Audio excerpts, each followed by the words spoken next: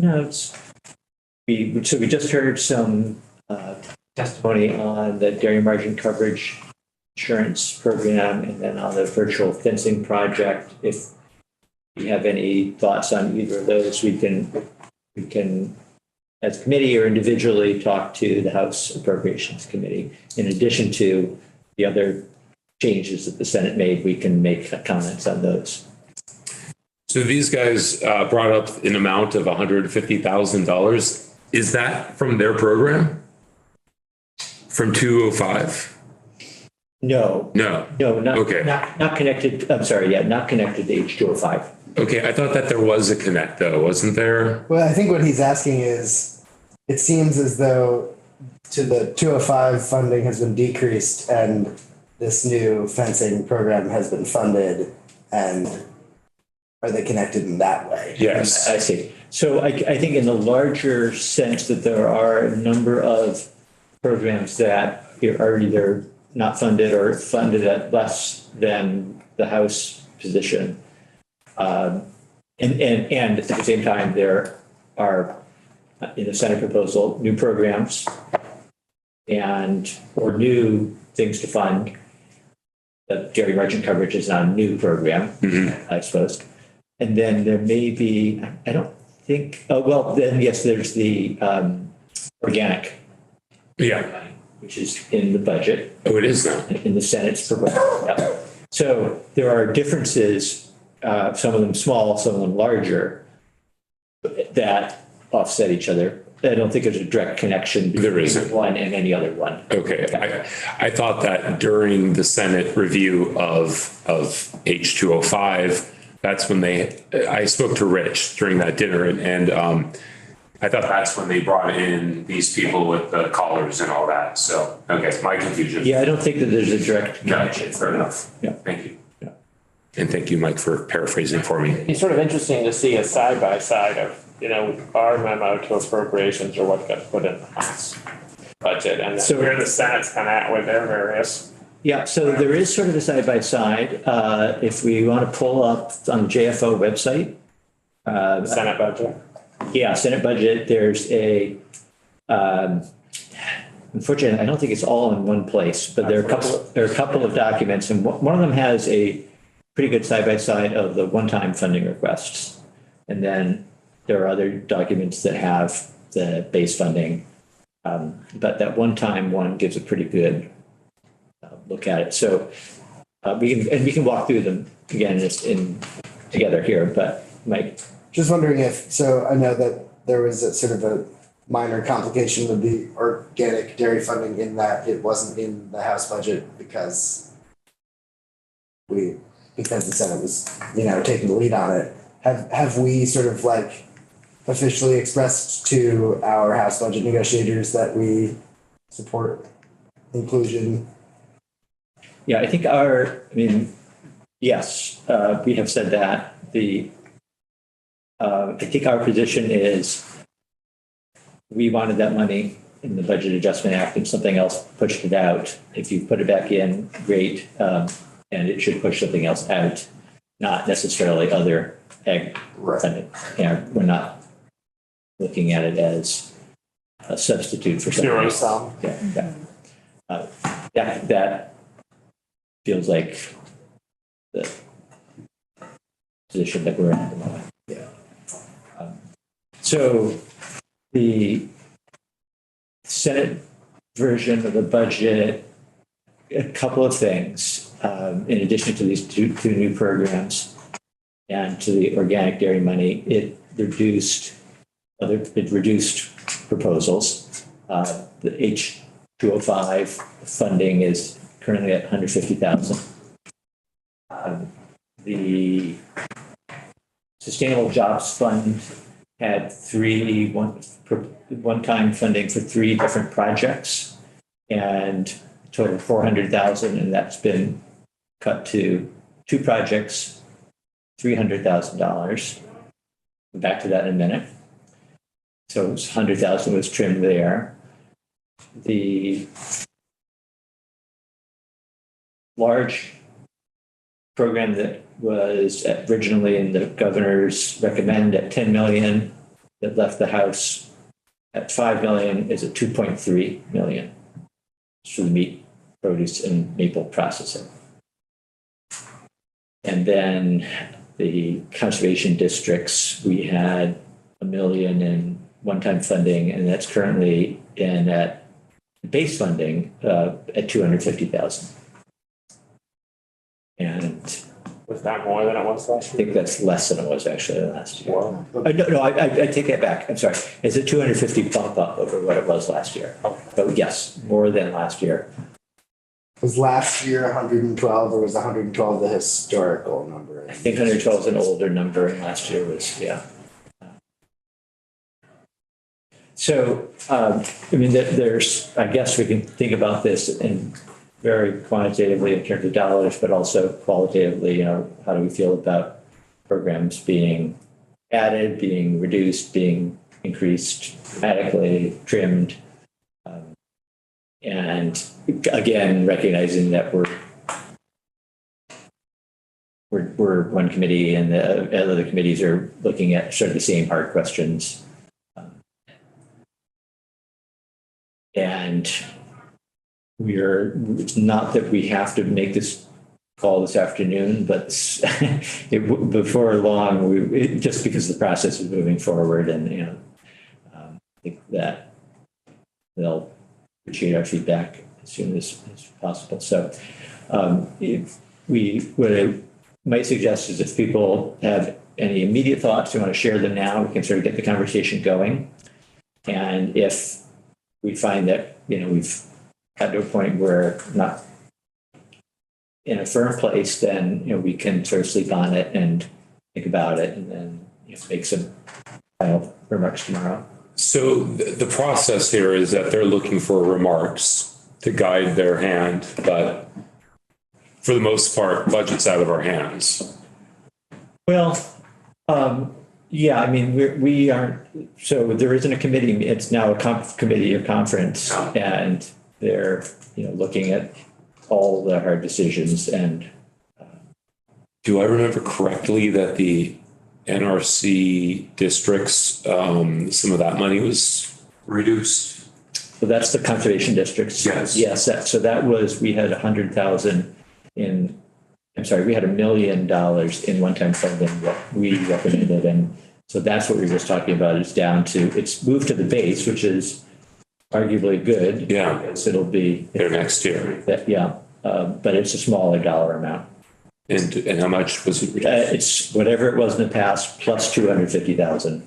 So you can think of it as an incremental of 250,000 one time, or in the base now going forward. Correct. So by year 5, it'll be more than what we've had. Okay. Yeah, that's a way to think about it. And it's also worth noting that a lot of the specific programmatic requests from the conservation districts were more appropriately funded in the base. They were things like salary and benefits. Right. Yeah. Yeah. So. Is Bobby on Senate Finance? Or on the Senate Appropriations. So, I think I understand that all committees are grappling with cuts in funding, but it feels particularly brutal for ag. That is a remarkable decrease. And I think that whether or not anything shifts in the budget, that we have a distinct responsibility to at least be vocal about wishing to see increases, whether or not they will happen. But I think that as the Ag Committee, we have to demonstrate a little bit of fight and energy and feeling, you know, a little crushed that a lot of these things that would have been very beneficial for farmers are not going to happen necessarily this time around. And that's, I think, hard for a lot of folks who are really holding out for the recognition that I think ag deserves, rightly so, and sometimes doesn't get funding wise. Well, I mean, can we write a letter? I mean, all signing it? I mean, how do? Yeah. So yeah, we can, well, they're not looking for a letter. So this round, they're looking for input, but not necessarily a letter. Verbal. Yeah, You yeah. want me to talk to them? So, yes. And anybody who wants to have a conversation with anybody on that committee, should still feel free to do so. That's appropriations. Yeah. Mm-hmm. Where do they sign it? Appropriations? Yeah, or- House appropriations. Our team. Oh, we got friends. What's 205 down to? 150. So, So Yeah. my thought would be that we take 100,000 from the fencing pilot program, which is probably never going to be a reality. And 100,000 from Salvation Farms and put that 200,000 back in the small farm 205. all right, so that would bring it back up to the 350 that it was in, right, it was 350 in the House version, yeah.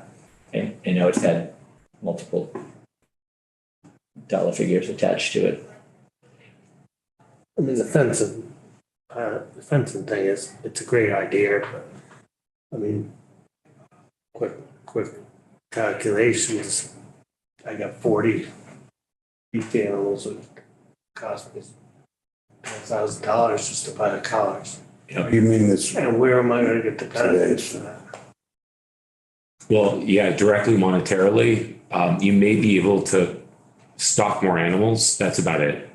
Because the rotative grazing will allow you to add one or two. Yeah, and then it's a benefit for soil conservation, which in the long run would be a benefit for you and everyone, but it doesn't equate to green money. Well, I can walk out and open a gate and shut another gate, $12,000 a lot of times. Jump on the In fact, if you hire me, I'll come. I don't see it becoming a very reality thing for small farms as cost inhibited. I also think the fact that it doesn't apply to dairy animals as of yet is interesting because almost 60% of Vermont's ag land is in dairy, and that feels like a massive land base to be suddenly excluding for a pilot that's supposed to be very innovative and agricultural. I think that money could certainly be best spent in diversifying and transitioning to other things. So the pilot, the money that they've asked us for, I think, is for sheep and goats, not necessarily for cattle. For meat animals, I mean, not for dairy animals. So I guess what? It's the equipment that damages the. Right, but you're correct. The money that they're asking the legislature for is to expand the pilot. They already have the money for the cattle, and they're asking to expand it to the sheep and goats with the And how much are they asking? 50,000. In addition to what they already have? Right, which is not public Yes. funding. Yeah. It's Wheelock and other. Yeah.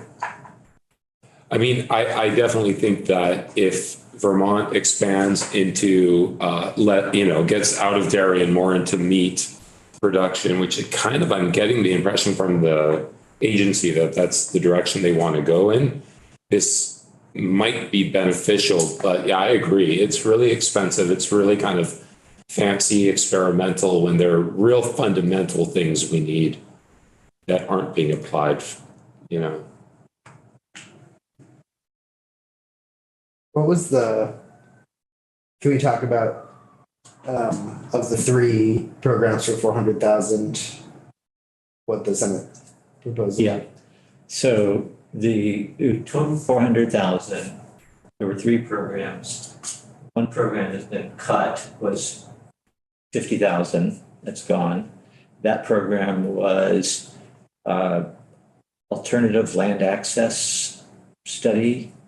I'm probably mangling that, but you can see that all of the actual information on our page under other documents. There's a budget, FY24 budget tab, and the presentation that the Sustainable Jobs Fund gave us is there, and you'll be able to get the actual name of it.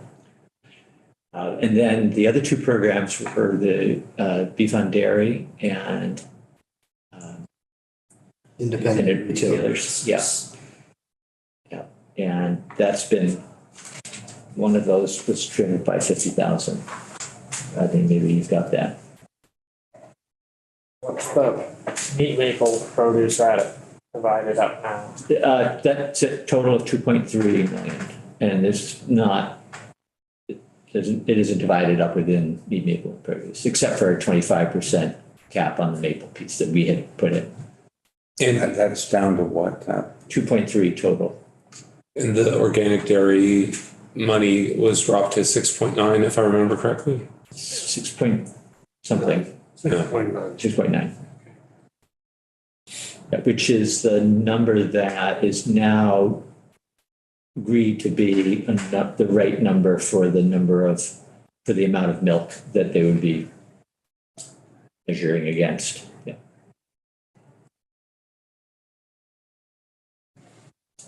So how do other people feel about, so Rodney had a suggestion. And so it may not be that we all have the same, that we can come to a consensus on everything, but if there's anything that we do all agree strongly about, that's something that we could say the committee feels this way. I mean, if that's Rodney's suggestion, I'm actually not opposed to it. I mean, I think that that 205 is a pretty important piece of legislation and trumps cowbells.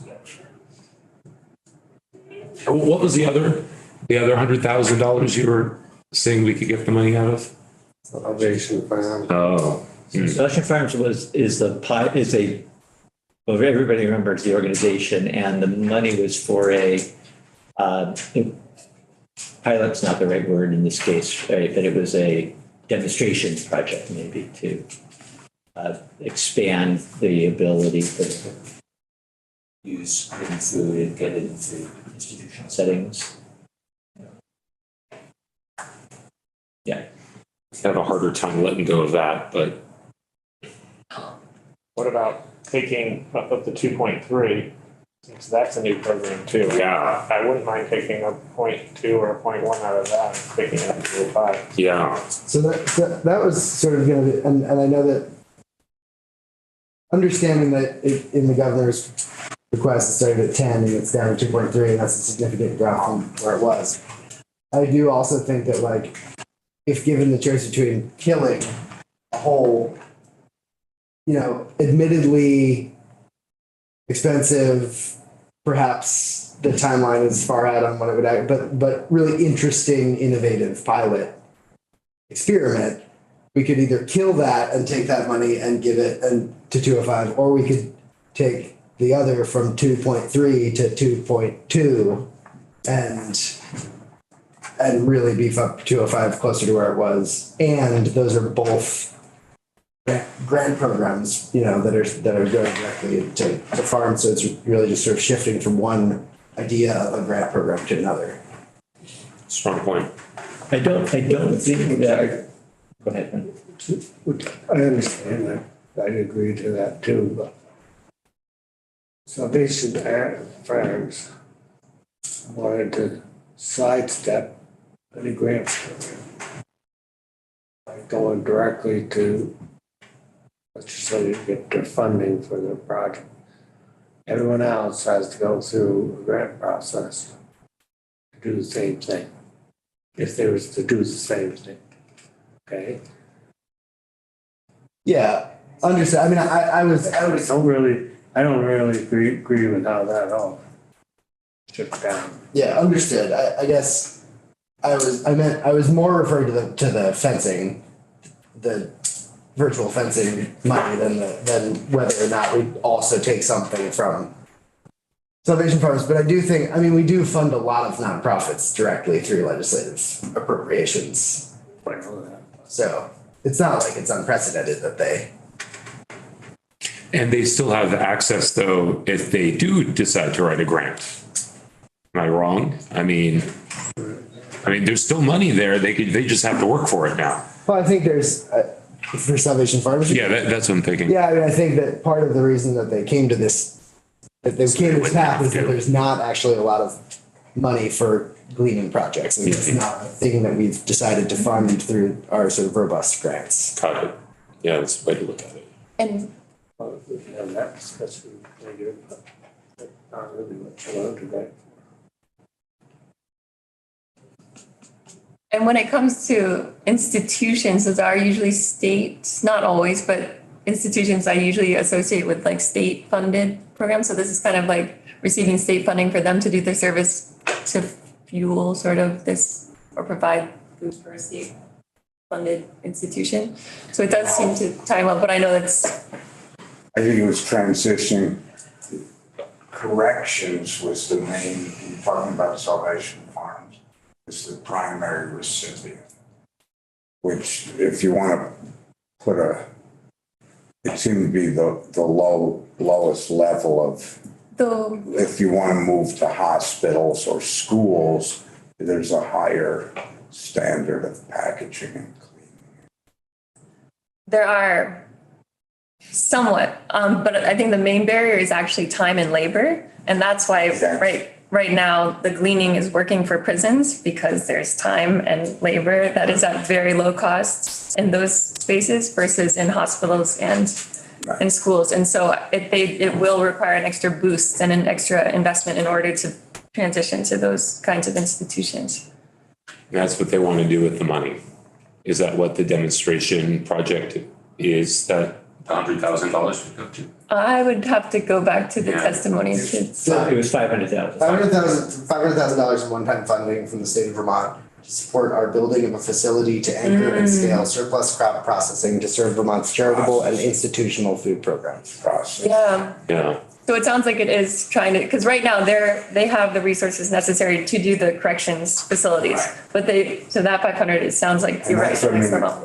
I use for packaging, but it's really processing, which is Preparing, yeah. bagging, filling, refrigerating, you know. Yep. There's a lot of overlap here. I forget what were they called, Venn diagrams, where you've got the circles. So I mean, That word, I still don't know. so sorry, but so the food processing also comes in with the governor's program, right? And then so is grazing. And so is, like the collar could fit into, there's a certain of, I feel like we could maybe hit all of these things with this money and still get everything out of it. I mean, Well, I mean, yeah, I think there's some overlap. I don't know that the virtual fencing would qualify for the governor's money? free, because that was processing. That was dedicated to processing. He wasn't only processing. This is a new thing. Walking out onto the field in the ninth inning, Do you feel like it's kind of late in the game to be? I didn't even know that there was a money request here. Yeah. I think it's very late in the game, just personally, but Yeah. what do I know? We've been talking to so many advocates since January, and Yeah, I mean, it was not on the table until a week ago when the Senate, got past the budget, and then I think we reached out to see if we could get some testimony, and nobody was able to come in until. So, I think May 3rd is late. Did you have? Sure. I'm really happy you brought up the governor's requests for that building purchase. Is that what you were mentioning earlier? No, what are you talking about? I want to know. Oh, it was we didn't take too much testimony on it, but one day someone came in and said that they were requesting funds for someone like a factory. Jim Goldstein, I think. A what? Yeah. It was for commerce, right? Yeah, for commerce. And I thought that was what you were referring to, but maybe it was. I didn't hear what you said. I think, did John Goldstein come in? And ask for what? There's a big request in the governor's budget for, it connected a little bit to agriculture, but it was much more for sort of commercial and industrial ramping up. With like bricks and mortar.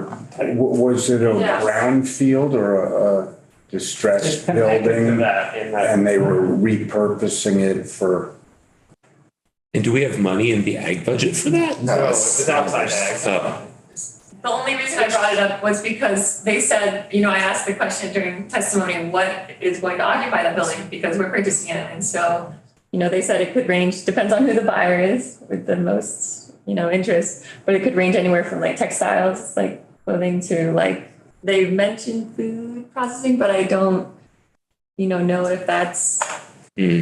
And so I was wondering if the legislature would have any sort of say in what went into it versus being the most profitable versus what could serve everyone, or maybe a compromise of both. Are you friends with Monique Priestley? You are. Yeah.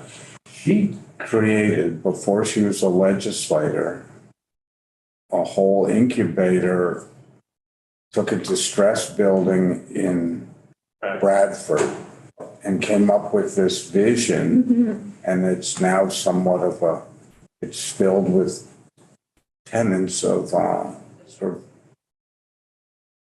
entrepreneurial small.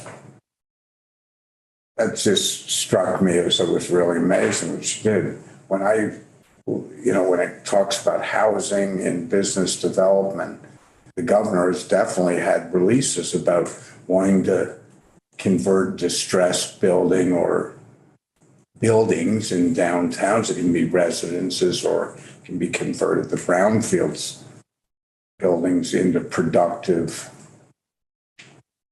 facilities for business development, whatever. So that's because they're there and there's funding for that sort of thing. That may be what we were hearing testimony. And so bringing it full circle and to why I sort of caught on to this, because it's government funded, the purchase of this building. Right, there was ARPA type funds for these kind of projects. Yeah, because of that, it would be really cool if we had input on what it ended up being, because, we're the ones buying it technically, versus just the highest bidder. And if that were to tie into ag or food resilience or, I don't know, even forest or somehow. No, I'm not. That would be interesting, but I don't, just to keep in the back of our minds. Is that a reach to include that in conversation around the budget, or is this a separate thing altogether? I'm not familiar enough with. Yeah. I mean, I think it sounds like it might be a reach, but I would, if other people see it differently, I'm not familiar enough with the proposal. Just to get back to Teresa Snow and Salvation Farms. Back 2 months ago, I invited her to a meeting in Johnson or at Green Mountain Tech Center, because the administration was having all these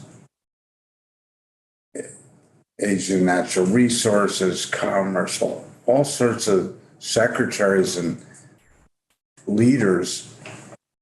There's a building that Gregory Tatro bought. It was distressed in Johnson. He owns or has funded Jenna's Promise and Jenna's House, but it's the old Parker and Stearns warehouse buildings. He owns them now.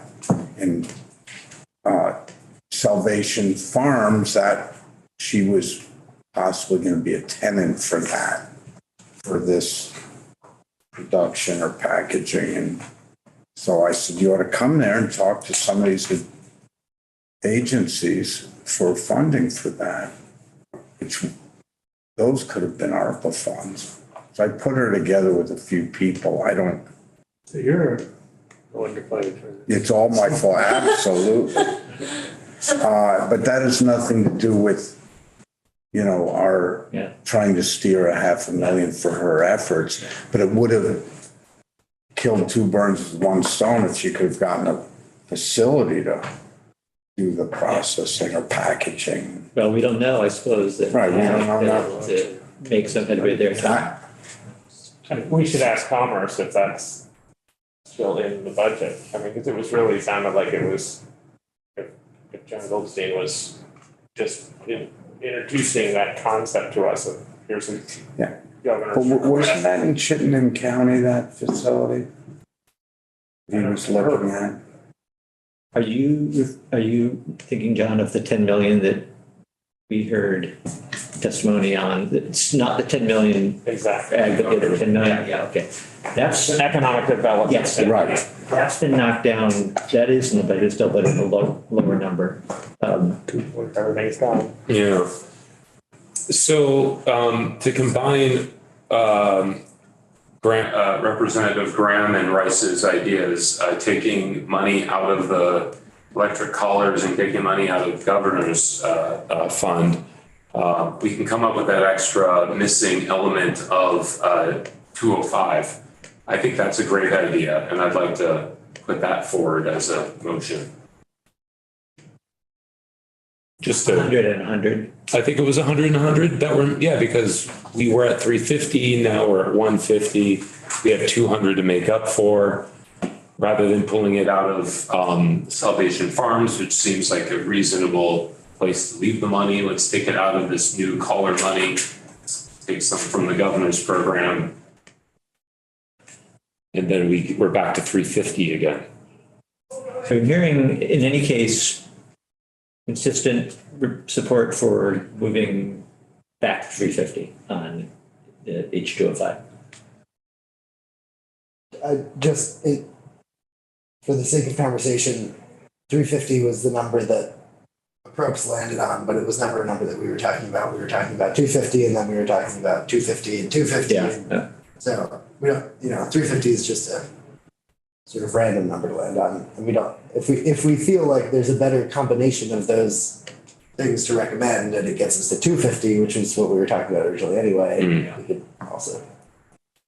Yeah. And the 350 does, it does have relevance in that it's the approach committee that's actually having the conversation, and it was their number, wasn't our number, but it was their number. So Ours was 250, then I thought we added 100 to we didn't do that? yeah, we put the bill out with 500, 250 and 250. Okay, 250 in base, 250 in one time.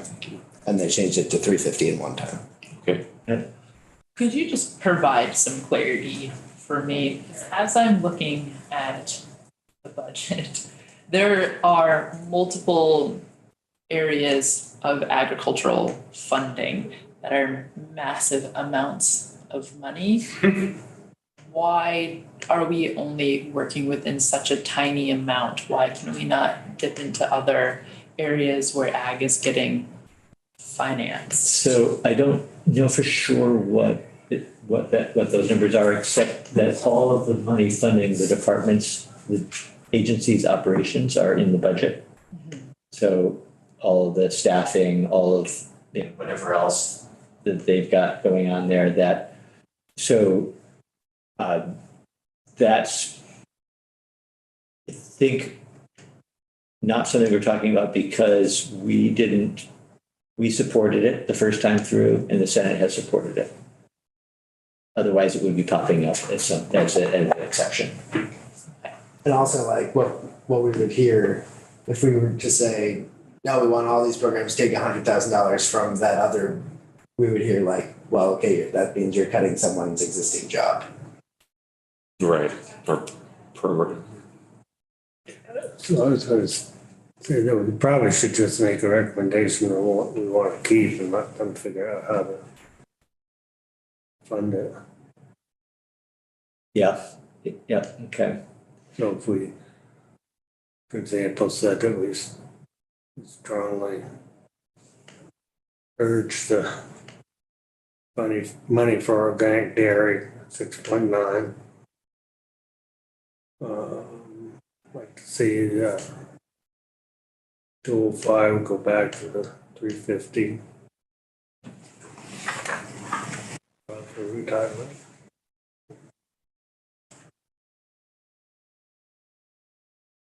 Want to bring this general job fund back to 400 or they'll probably end up at 350. Yeah, I mean, then there's also the dairy margin coverage amount, which we haven't talked about since we came back. But I think as a framework for how we move ahead, I think that's maybe a good plan that we say, here's what we support. I think we might just strategically be wise to not say it's the same thing that we asked for in January, but given where we are right now, if we want to be selective, that might be helpful. Right, and sorry, just to go back to what I was saying, Yeah. is that I'm not seeing that these are all operating expenses. And I guess I can 100% chalk it up to the fact that I'm not a budget whiz. And had I known all of the expenses that were going into it, I perhaps would have considered co-opting some of those to put into these smaller amounts. Because as I'm looking at even the food safety and consumer protection, right? Over almost 3 million of that is going to grants. You know, that's not just operating expenses or personnel expenses or folks' salaries. So in what section are you looking at? 1101?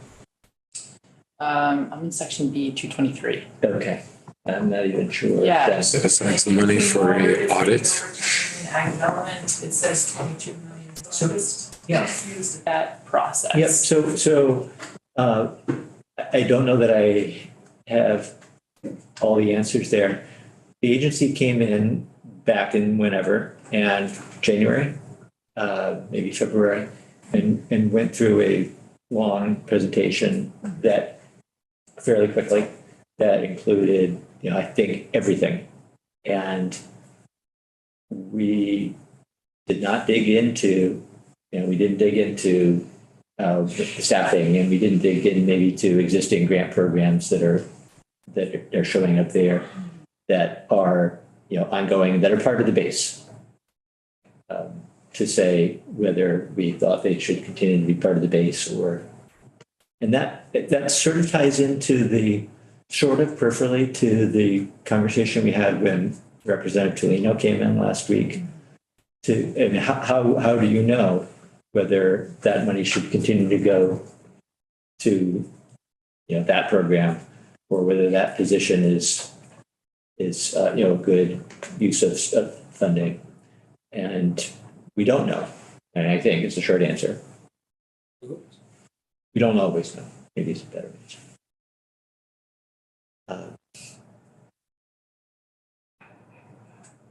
Dairy margin coverage.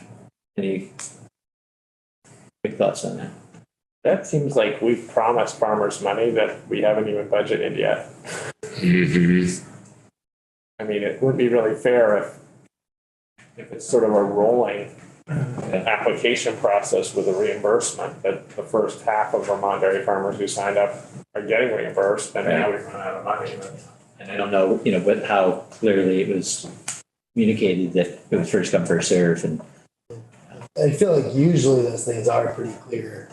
When they roll out those programs, there is some language about, I'm not arguing that we shouldn't fund it, but I think there is usually some language about, like, if the program is oversubscribed and there isn't enough funds, then the funds will just be spent until they're gone then. So Just a little history on that. Last year, passed $2 million for 2 years. For 2 years for funding this program. Spent more than $1 million the first year, so now they don't have enough for the second year. Mm-hmm. So last year, then the timings, maybe somebody else can help me out here, but last year when it was passed, the payments were sort of retroactive to cover premiums that had already been paid. If it was for the first year, for 2022. So, it sounds like that's the way it was. So Right. it wasn't. Anybody they extended the sign-up deadline as well. Yeah. It's also strange to me that if it was passed last year and it was for 2 years, why we weren't talking about this during BAA.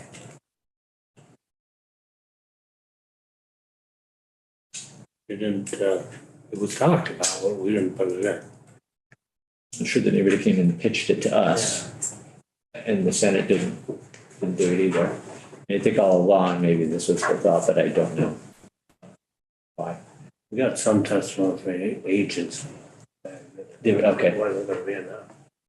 Yeah, and I'll say I heard very early that there wasn't going to be enough. Yeah. Everybody signed up. Some of us have actually bought that in this community. Bought the whole program. It only benefited a select group of farmers. Right. I would be interested at the very least in sort of if we, whatever, however we come down and recommend it, I think that it's probably true that it's not best practice to promise money to people and then not deliver it, but in having a conversation that says like, yeah, we're gonna help you out in this way, but if the insurance is just paying out, 10 months of the year, then perhaps the premium payment can come out of that payout and not be Yeah. just paid automatically To your question before. is Yeah. getting to that point, right? That if, the deal could be if you get, if you get anything back, a portion of that anyway needs to go back to first the premium cost. Basically, it was an incentive to get people to sign up for that program. Now they've seen the benefit. Right, and I would think that, Pay for it themselves. and I would think it would certainly be enough of an incentive still to say, if you don't get paid out, then you have nothing to worry about. We'll cover the premium. If you do get paid out, then you're going to cover the premium out of that, much larger payout. Yeah. Yeah, so it puts, a line. I'm sure it's gonna cover the premium this year. If you sign up. Yeah. So this proposal is only to essentially cover the costs that have already been incurred. There's nothing in the budget proposal for calendar year 24. So it's ending essentially now. And nobody suggested extending it, so. No, we haven't put anyone in for next year. Just to cover what.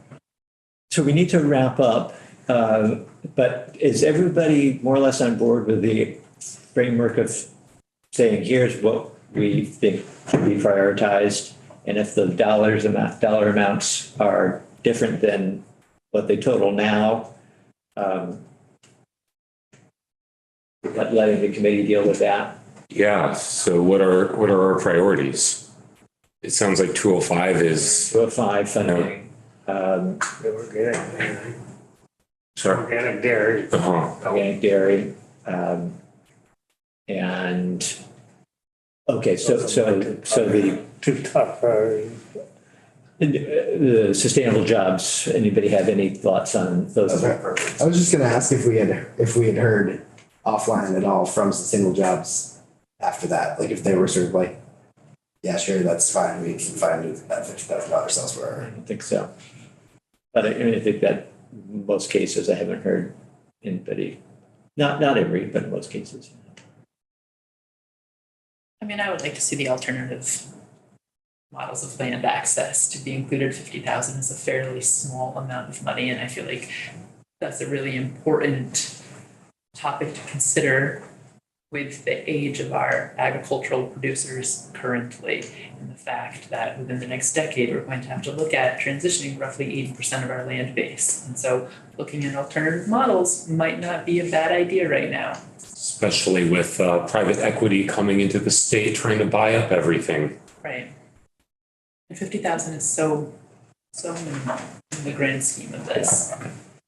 Yeah, I'll speak up for, Heather's advocacy here. We have had a lot of testimony from Rights and Democracy and others, small farmers, want to be small farmers and, with access, barriers everywhere. I think that it's the humblest ask we've been faced. And I think, when the paint isn't even dry on this food resiliency on the door, and this is actually you can't buy a Tesla for what we're trying to do, or even a Chevrolet at this point. So I just think it would be, I'd be proud to support some funding. Storing that 50,000. Yes. And could justify it in any company. So the Senate put in 375,000 for diaper bank. For diaper, what? Bank. The diaper bag, Diaper bank. yeah. I think that's a human services request to, maybe for parent-child centers to. Oh, for it to access To diapers? have, yeah, access to diapers. Buy diapers. All right, well, thank you, everybody. It's really, actually really helpful, I think, discussion, and we'll, I think, not sure about tomorrow morning. Stay tuned. But I have 9:30's scratched. Yeah, we won't come in any my, earlier than that, yeah. All right, have a good evening.